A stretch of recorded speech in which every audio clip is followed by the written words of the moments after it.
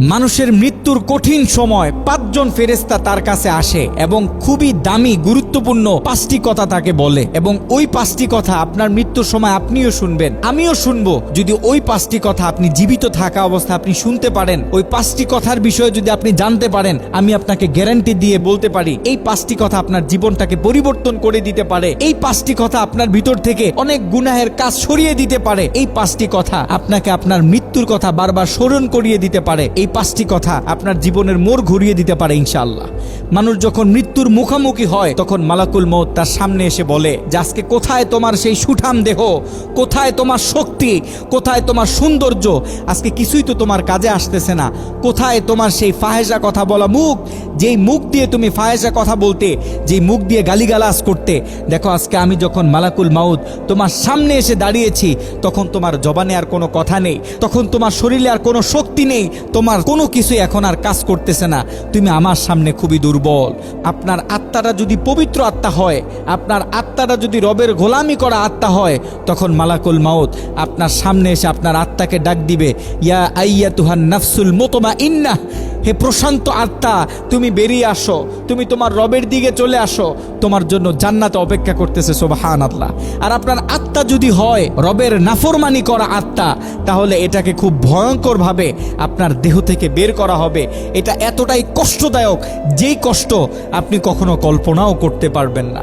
মানুষ যখন মৃত্যুবরণ করে, যখন তার শরীর থেকে এই পৃথিবীর কাপড়গুলোকে কেটে কেটে সরিয়ে নেওয়া হয়, যখন তাকে কাফনের কাফন পরানো হয়, তখন একজন ফেরেশতা তার কানে কানে এসে বলে, কোথায় তোমার সেই দামি বাড়ি, কোথায় তোমার ধন সম্পত্তি, তুমি যে হালাল হারামের দিকে না তাকিয়ে হাজার হাজার লক্ষ লক্ষ কোটি কোটি টাকা ইনকাম করেছো, তুমি দামি দামি পোশাক পরার জন্য, দামি ফ্ল্যাটে থাকার জন্য, তুমি তোমার শরীরের দিকে একটু তাকিয়ে দেখো, তোমার সেই দামি কাপড়গুলো তোমার আত্মীয় স্বজনরা তোমার শরীর থেকে ব্লেড দিয়ে কেটে কেটে নামিয়ে ফেলেছে, তোমার শরীরে সাদা কাফনের কাপড় পরিয়ে দেওয়া হয়েছে, দুনিয়ার দামি কোনো কাপড় তোমার শরীরে নেই। কিসের জন্য তুমি তোমার সারাটা জীবন ব্যয় করলে? তোমার ফ্ল্যাটে তো তোমাকে আর রাখা হইতেছে না, তুমি একটু তাকিয়ে দেখো, তোমার ঘরের বাইরের উঠোনে তোমাকে শুইয়ে রাখা হয়েছে।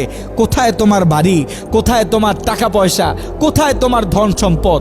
তোমার মৃত্যুর পর আজকে তো কিছুই কাজে আসতেছে না। ওই মৃত মানুষটাকে যখন জানাজার জন্য দাঁড় করানো হয়, যখন সবাই জানাজা নামাজ পড়ে, জানাজার নামাজ শেষ করার সাথে সাথে একজন ফেরেশতা তার কানে কানে এসে বলতে থাকে, আজকে তুমি এমন এক সফরের উদ্দেশ্যে রওনা হইতেছো, আজকে তুমি এমন এক সফরের উদ্দেশ্যে রওনা হইতেছো যেই সফরের শুরু আছে কিন্তু কোনো শেষ নেই। তুমি তোমার জীবনে এত বড় সফরে কখনো রওনা হওনি, আজকে তুমি এমন এক গন্তব্যের দিকে আগাইতেছো যেই গন্তব্যের শুরু আছে কিন্তু কোনো শেষ নেই। আজকে তুমি এমন এক ভয়ঙ্কর জায়গার দিকে আগাইতেছো যেই জায়গাটা এতটা অন্ধকার যেটা তুমি কখনো কল্পনাও করনি।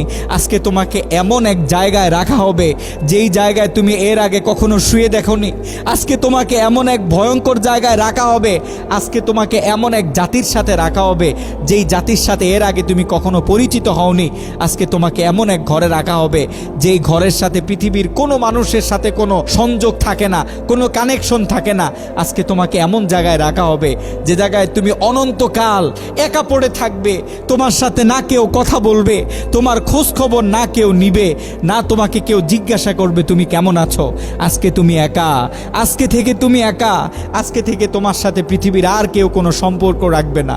ওই মৃত মানুষটাকে যখন কবরে রাখা হয় তখন একজন ফেরেশতা তার কানে কানে বলে, তাকিয়ে দেখো তোমার চারপাশে মাটি, এই মাটির উপরে গতকালকেও তুমি কত দম্ভিকতার সাথে হেঁটেছো, গতকালকেও তুমি কত অহংকার নিয়ে হেঁটেছো, এই মাটির উপরে তুমি কত গুনাহ করেছো, এই মাটির উপরে তুমি নামাজ না পড়ে থেকেছো, এই মাটির উপরে তুমি জেনা করেছো, এই মাটির উপরে তুমি বেবিচার করেছো, এই মাটির উপরে তুমি তোমার রবের হুকুমের বিরুদ্ধে গিয়ে কাজ করেছো। আজকে তুমি সেই মাটির ভিতরে চলে এসেছো। মনে রেখো, যদি তোমার আমল নামা ভালো হয়, যদি তোমার রব তোমার উপর খুশি থাকে, তাহলে তোমার সাথে এই মাটি খুব ভালো ব্যবহার করবে। আর যদি তোমার আমল নামা খারাপ হয়, যদি তোমার ভিতরে গুনাহ থাকে, তাহলে এই মাটি তোমার সাথে এমন ব্যবহার করবে, এই মাটি তোমাকে এমনভাবে চাপ দিবে যেটা তুমি কল্পনাও করতে পারবে না। এই মাটি তোমার সাথে এমন ভয়ঙ্কর আচরণ করবে যেটা তোমার কল্পনার বাইরে। এই মাটি খুব ভয়ঙ্কর, এই মাটি খুব পাষাণ। এই মাটি যার সাথে ভালো ব্যবহার করে তার সাথে ভালো, আর যার সাথে খারাপ ব্যবহার করে তুমি এটা সহ্য করতে পারবে না। এই মানুষটাকে যখন সবাই দাফন করে চলে যায়, তখন একজন ফেরেশতা তার কানে কানে বলে, তাকিয়ে দেখো যেই সন্তানের জন্য তুমি এত কিছু করেছো, তাকিয়ে দেখো যে স্ত্রীর জন্য তুমি এত কিছু করেছো, তাকিয়ে দেখো যেই মা বাবার জন্য তুমি এত কিছু করেছো, তোমার ভাইয়ের জন্য এত কিছু করেছো, সবাই তোমাকে এই কবরে ফেলে চলে গেছে, কেউ তোমার জন্য অপেক্ষা করেনি, সবাই তোমাকে রেখে চলে গেছে। আজকে তুমি একা, আজকে তুমি একা। তাকিয়ে দেখো তোমার চারপাশে অন্ধকার, তোমার জন্য কেউ অপেক্ষা করেনি, তোমার কবরে রেখে কেউ 10 মিনিট তোমার জন্য অপেক্ষা করেনি। আজকে থেকে তুমি তোমার রবের কাছে থাকবে। যদি তোমার আমল নামা ভালো হয় তুমি শান্তিতে থাকবে, আর যদি তোমার আমল নামা খারাপ হয় তোমাকে এমন আযাব দেওয়া হবে যেটা তুমি সহ্য করতে পারবে না। প্রিয় ভাই, প্রিয় বোন, আমরা কত অন্ধকারকে ভয় পাই। রাতে ঘুমানোর সময় রুমে ছোট্ট একটা ডিমবাতি জ্বালায় রাখি। যদি জিজ্ঞাসা করা হয় এই ডিমবাতিটা কেন জ্বালানো হয়েছে, তখন আমরা বলি যে আমি অন্ধকার ভয় পাই। সামান্য কয়েক ঘন্টার রাত্রির অন্ধকার, এটা যদি আমরা তাও আলো ছাড়া না ঘুমাইতে পারি, তাহলে ওই কবরের ভিতরে অনন্তকাল, বছরের পর বছর, যুগের পরে যুগ, দিনের পরে দিন আমরা কিভাবে সেই কবরে অন্ধকারে একাকী থাকবো। একটু চিন্তা করে দেখেন, আমরা কি সকলে মরবো না? আমরা এই পৃথিবীতে এমনভাবে থাকতেছি মনে হয় যেন এই পৃথিবীতে আমরা চিরস্থায়ী একটা বাসিন্দা। অথচ আপনার আমার রব তো বলে দিয়েছে, কুল্লু নাফসিন যায়কাতুল মাউত, প্রত্যেকটা মানুষকে মৃত্যুর স্বাদ গ্রহণ করতে হবে। আপনি আর আমি এই পৃথিবী থেকে চলে যাব, কেউ এই পৃথিবীতে থাকবে না। আমাদের উচিত আমাদের রবের দিকে ফিরে আসা, আমাদের উচিত আমাদের মৃত্যুটাকে ভয় পাওয়া, আমাদের উচিত আমাদের মৃত্যুকে দৈনিক স্মরণ করা। যদি আমরা আমাদের মৃত্যুটাকে প্রত্যেক দিন স্মরণ করি, তাহলে আমাদের ভিতর থেকে অনেক গুনাহ চলে যাবে, আমাদের ভিতর থেকে অনেক গুনাহ চলে যাবে, আমাদের ভিতরে পরিবর্তন চলে আসবে, আমরা আমাদের রবের দিকে আস্তে আস্তে চলে আসব।